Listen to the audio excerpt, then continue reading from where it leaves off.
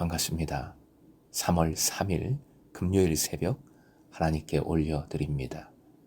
함께 내 삶은 주의 것 찬양 부르십니다.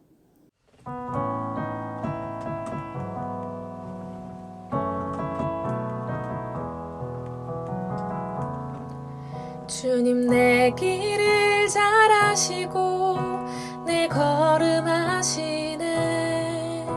어둠에서 빛을 내시는 그분을 믿네. 무엇으로 주를 섬길지 어디로 가야 할지 헤매이는 나를 아시고 길을 여시네. 내 삶은 주의 것, 내 삶은 주의 것, 온전한 신뢰를 주께 드리네.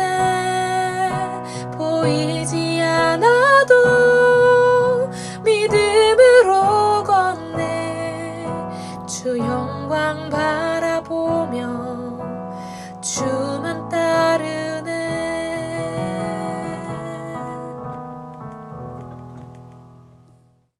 오늘 말씀 마태복음 26장 57절에서 63절까지입니다. 내일 3월 월삭기도회 있는 것 기억해 주시기 바랍니다. 마태복음 26장 57절에서 63절까지 함께 읽겠습니다. 예수를 잡은 자들이 그를 끌고 대제사장 가야바에게로 가니 거기 서기관과 장로들이 모여 있더라. 베드로가 멀찍이 예수를 따라 대제사장의 집들까지 가서 그 결말을 보려고 안에 들어가 하인들과 함께 앉아 있더라. 대제사장들과 온 공회가 예수를 죽이려고 그를 칠 거짓 증거를 찾음에 거짓 증인이 많이 왔으나 얻지 못하더니 후에 두 사람이 와서 이르되 이 사람의 말이 내가 하나님의 성전을 헐고 사흘 동안에 지을 수 있다 하더라 하니 대제사장이 일어서서 예수께 묻되 아무 대답도 없느냐. 이 사람들이 너를 치는 증거가 어떠하냐 하되 예수께서 침묵하시거늘 대제사장이 이르되 내가 너로 살아계신 하나님께 맹세하게 하노니 내가 하나님의 아들 그리스도인지 우리에게 말하라. 오늘의 기도 제목, 침묵에 들어있는 주님 사랑을 신뢰하며 결론을 속히 보려는 욕심을 버리게 하소서. 침묵에 들어있는 주님 사랑을 신뢰하며 결론을 속히 보려는 욕심을 버리게 하소서. 첫 구절 57절은 예수 그리스도를 체포하기 위해 보내진 무리가 대제사장의 지시하에 유대 당국자들에 의해 보내졌음을 분명히 밝히고 있습니다. 이들이 예수님을 데려가는 곳은 대제사장의 집입니다. 일종의 재판소이지요.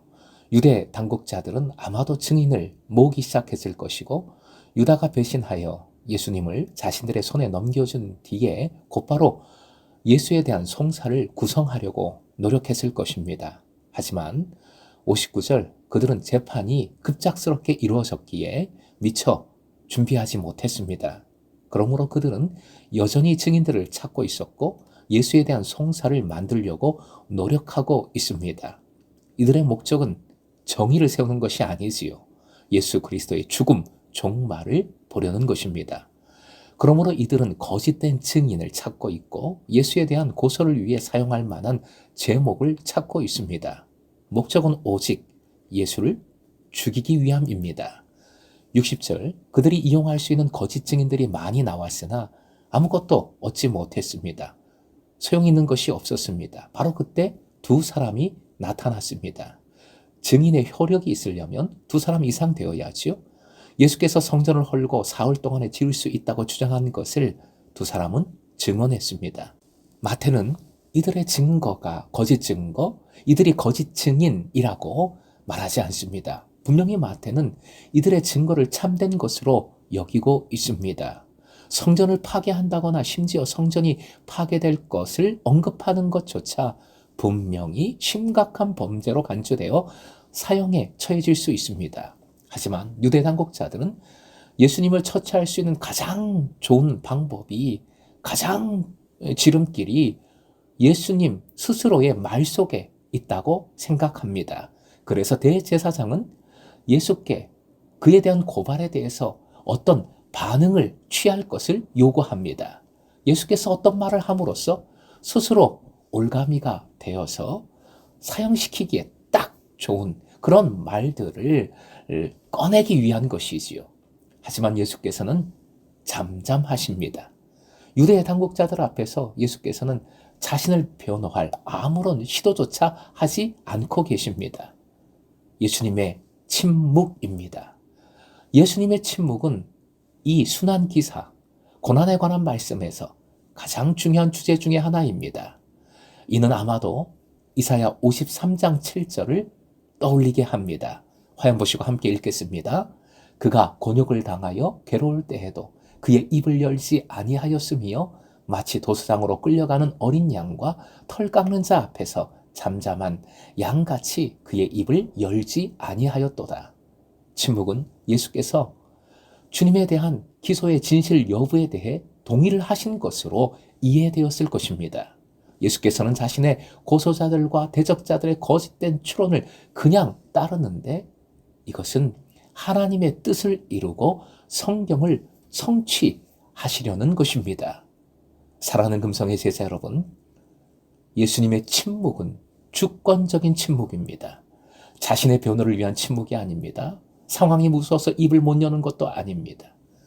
오롯이 하나님의 뜻을 이루기 위한 주권적인, 결단적인 침묵입니다. 죄인들을 구원하시기 위한 사랑의 침묵입니다. 세상은 결말을 빨리 요구합니다. 빨리 결말을 보고자 하지요. 제사 베드로를 보십시오. 예수님을 따라 몰래 대제사장의 집에 잔입했습니다. 58절은 베드로의 목적을 강조해서 밝히고 있습니다. 화면 보시고 함께 읽겠습니다. 그 결말을 보려고. 베드로 역시 결말이 중요했던 것입니다. 사랑하는 금성의 제자 여러분, 우리도 빠른 결말을 바라고 기도할 때가 많습니다. 빠른 결말을 보려고 신앙생활 할 때가 참 많습니다. 결론이 빨리 나지 않으면 그래서 실망하고 불안해합니다. 주님의 침묵은 매우 당황스럽고 우리를 지치게 합니다. 하지만 꼭 기억하십시오. 주님의 침묵에는 주님의 뜻이 있습니다. 그 뜻은 우리에게 재앙을 내리시는 것이 아니라 뭐라고요? 미래와 소망을 주시기 위함임을 믿으시기 바랍니다. 화면 보시고 읽겠습니다. 시작. 침묵은 곧 사랑이다. 한 번 더요. 침묵은 곧 사랑이다. 뭔가를 빨리 감정적으로 느끼려고 하지 마십시오. 뭔가 빠른 결론을 보려고 하지 마십시오.